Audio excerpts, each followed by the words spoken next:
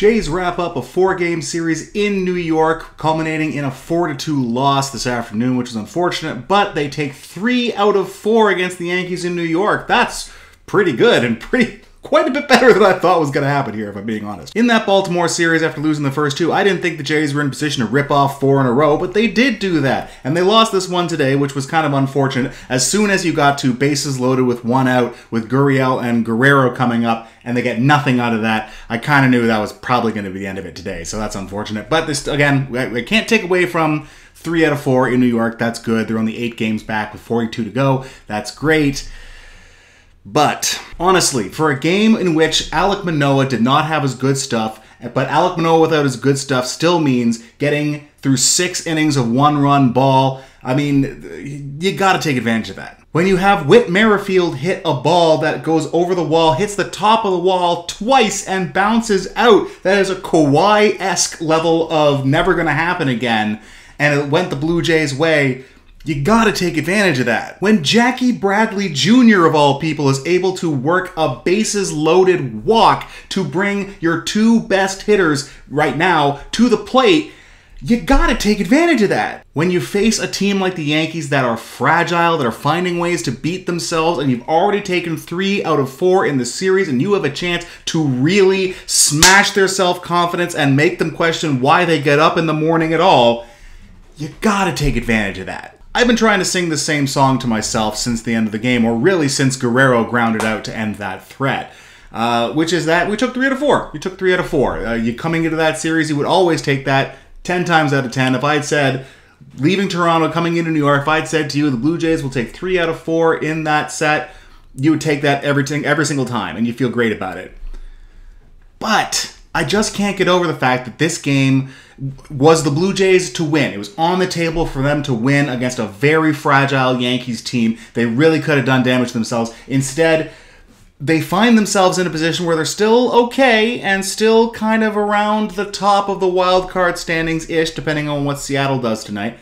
But you had a chance to really solidify things and, more importantly, really accentuate how bad the Yankees are playing right now. Make them really question themselves going into a key moment against the Mets where they're facing 2 of the best pitchers in baseball.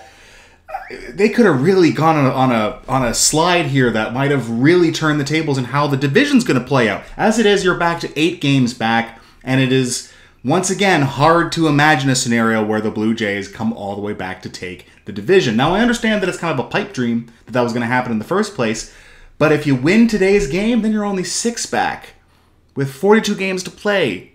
That's a lot easier to imagine. And it's kind of been the story of the Blue Jays. They've had a couple of sweeps for most of this year, but there have been a lot of times that I can think of where they left the last game of the series on the table. That series at home against Cincinnati, that series in Detroit are the first ones that come to my mind, and now this one, where they had a game against a weaker opponent that they've already beaten twice, or in this case 3 times, and that team is in a fragile position, and you really could have stuck the knife home and really pressed your advantage, and they failed to do it, and they left it on the table. This is another one of these, and this one hurts more because this could have done more to solidify their playoff chances and or make realistic a run for the division, and they kind of let that slip away. Like, you had your 2 best guys with the bases loaded. Lourdes Gurriel has, like, the best numbers with runners in scoring position in the American League, and Vlad Guerrero Jr. is Vlad Guerrero Jr. You had them both up in a tie game late with the bases loaded, and you got nothing out of it. You're in a playoff chase, fellas.